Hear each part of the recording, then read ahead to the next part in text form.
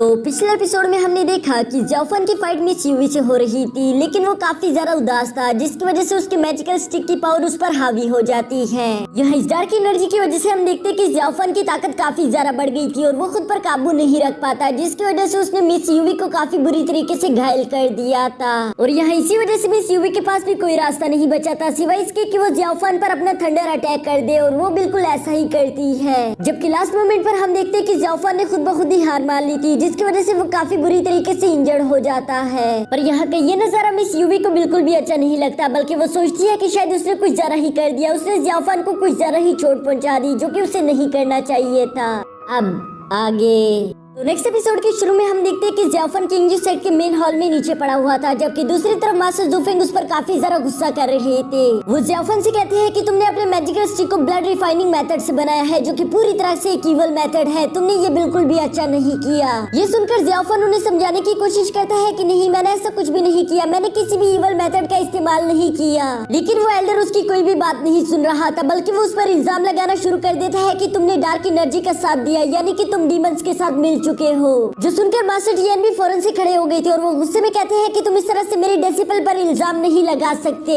वो एक अच्छा इंसान है, वो कभी भी किसी डीमन के साथ ताल्लुक नहीं रख सकता। और तुम्हें क्या लगता है कि किसी भी डिमोनिक वेपन को बनाने में सिर्फ एक दिन लगता है? जो सुनकर मास्टर जुफेंग कहते हैं कि हो भी सकता है, क्योंकि मैजिशियन हमेशा से अपने कलाकारी के लिए जाने जाते हैं। ये लोग जो चाहे वो कर सकते हैं, तो एक दिन में किसी मैजिकल वेपन को बनाना कौन सा ज्यादा मुश्किल काम है इन लोगों के लिए। और वैसे भी मुझे लगता है कि जाफन को डीमंस ने ही यहाँ पर भेजा है ताकि वो हमारे किंग सेट को तबाह कर सके, लेकिन मैं इसे ऐसा कुछ भी नहीं करने दूंगा। और ये कहते साथ ही हम देखते हैं कि मास्टर जुफेंग ने फौरन से अपनी दो फिंगर को जाफन पर पॉइंट आउट कर दिया था, जो देखकर मास्टर टियान फौरन से जाफन के सामने आकर खड़े हो गई थी। वो मास्टर जुफेंग से कहते हैं कि अगर हिम्मत है तो आगे बढ़ो। जो सुनते साथ ही हम देखते हैं कि इन दोनों ने अपने स्पिरिचुअल वेपन को एक दूसरे पर तान दिया था। ये देखकर किंग सेट के एल्डर फौरन से खड़े होकर कहते हैं कि बस करो ये सब। जो सुनकर इन दोनों को शांत होना पड़ता है, और इसके बाद हम देखते हैं कि मास्टर जुफेंग एल्डर से कहता है कि आपको कुछ भी करके जाफन के खिलाफ सख्त से सख्त कार्रवाई करनी होगी, क्योंकि हम लोग किंग सेक्टर पर किसी भी नुकसान का रिस्क नहीं ले सकते। आप तो जानते हो कि ये मैजिकल वेपन पूरे डार्क ओरा से बनाया गया है। जिस पर मास्टर बाई उससे कहते हैं कि हाँ मैं जानता हूँ कि इसे डार्क ओरा से बनाया गया है, लेकिन आज तक मैंने इस तरह का वेपन किसी भी डीमन के पास नहीं देखा। तो इससे ये बात बिल्कुल भी साबित नहीं होती कि जाफन किसी भी डीमन के साथ मिला हुआ है। अभी के लिए हम उसे कुछ भी नहीं कह सकते, हमें कोई ना कोई ठोस सबूत चाहिए होगा, उसके बिना पर ही हम कोई ना कोई एक्शन ले सकते हैं। तब तक हम जाफन को कुछ भी नहीं कहेंगे।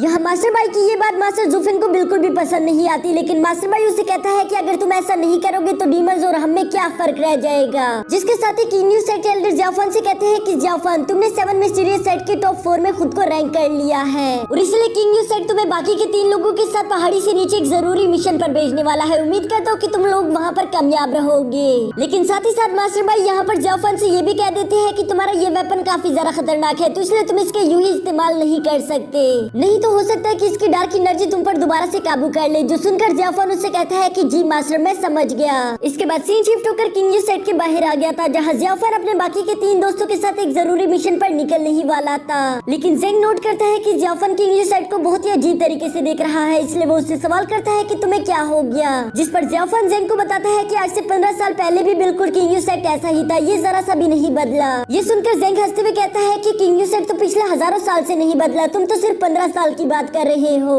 यहाँ पर मौजूद लोग ही बदलते रहते हैं, जबकि किंग सेट तो आज तक कभी भी नहीं बदला। यहाँ ये दोनों अभी इसी तरह की बातें कर रहे थे कि तभी ब्रदर काई कहता है कि चलो हमें यहाँ से चलना होगा, और वैसे भी हमारा मिशन काफी ज्यादा इम्पोर्टेंट है, चाहे कुछ भी हो जाए हमें अपने इस मिशन को कंप्लीट करना ही होगा, क्योंकि हम अपने मास्टर्स को निराश नहीं कर सकते। और ये कहने के बाद हम देखते हैं कि उन सब लोगों ने अपने मैजिकल वेपन का इस्तेमाल करते हुए उड़ना शुरू कर दिया था, जबकि दूसरी तरफ हम देखते हैं कि जाफन भी पहली दफा अपने मैजिकल स्टिक का इस्तेमाल करते हुए उड़ रहा था। यहाँ उसके अपने बलबूते पर उड़ने का ये पहला एक्सपीरियंस था, जिसकी वजह से हम देखते हैं कि जाफन काफी ज्यादा खुश दिखाई दे रहा था। वो कहता है कि इतनी ऊंचाई में उड़ना काफी ज्यादा मजेदार है, पर साथ ही साथ हम देखते हैं कि उसको खुद को बैलेंस करने में काफी ज्यादा मुश्किल का सामना करना पड़ रहा था, क्योंकि इससे पहले वो खुद के बलबूते पर कभी भी नहीं उड़ा था। अब यहाँ काफी देर तक यूं ही सफर करने के बाद अचानक से हम देखते हैं कि जेंग कहता है कि लो हम पहुँच गए हुई यांग सिटी, हमें आज की रात यहीं पर गुजार लेनी चाहिए। जो सुनकर ब्रदर काई भी उसके साथ एग्री हो गई थी, और इसीलिए वो अपने बाकी के दोस्तों से कहते हैं कि चलो हम नीचे जा रहे हैं। यहाँ नीचे उतरते वक्त हम देखते हैं कि जाफन की लैंडिंग काफी ज्यादा खराब थी, जिस पर जेंग उसे सवाल करता है कि क्या तुम ठीक हो।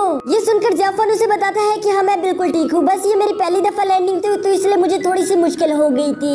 जिस पर जेंग मुस्कुराते हुए कहता है कि चलो अब हमें और ज्यादा देर नहीं करनी चाहिए, क्योंकि अभी तुम लोगों को काफी ज्यादा खूबसूरत चीजें देखनी है। और ये कहकर वो उन सबको हुयेंग सिटी के अंदर लेकर चला गया था, जहाँ पर किसी तरह का मेला लगा हुआ था, क्योंकि वहाँ पर बहुत सारे स्टॉल और लोग मौजूद थे। यहाँ की स्टॉल्स पर लगी हुई चीजें काफी ज्यादा खूबसूरत थी, जिन्हें देखने के लिए ये सब लोग 2 पल के लिए रुक जाते हैं। साथ ही साथ वहाँ पर मौजूद लोग यहाँ पर इन लोगों को देखकर काफी ज्यादा हैरान हो गए थे। वो लोग कहते हैं कि आखिर ये किंग सेक्टर डेसिबल यहाँ पर क्या कर रहे हैं। तभी हम देखते हैं कि जेंग इन सबको लेकर एक रेस्टोरेंट में चला गया था, जहाँ वो इन सबको बताता है कि ये है हुयेंग सिटी का सबसे बेस्ट रेस्टोरेंट। और मैं तुम लोगों को यकीन दिलवाता हूँ कि अगर एक बार तुम लोगों ने यहाँ का खाना खा लिया तो तुम लोग यहाँ पर जरूर दोबारा आओगे। यहाँ इस रेस्टोरेंट की काफी ज्यादा तारीफें करने के बाद हम देखते हैं कि जेंग और बाकी सारे लोग एक टेबल के आसपास बैठ गए थे। तभी वेटर भी वहाँ पर आ जाता है, जो कि जेंग से कहता है कि मास्टर आपको काफी दिनों बाद देखकर काफी ज्यादा खुशी हुई, आप बताएं कि आप लोग क्या ऑर्डर करना चाहोगे।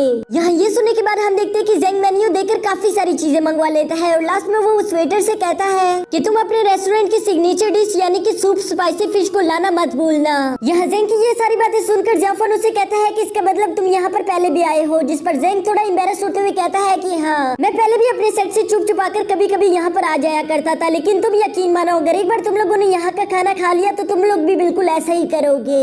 यहाँ पर ये सब लोग इसी तरह से मजे के साथ बातें कर रहे थे, जिसके साथ ही हमारा ये एपिसोड यहीं पर खत्म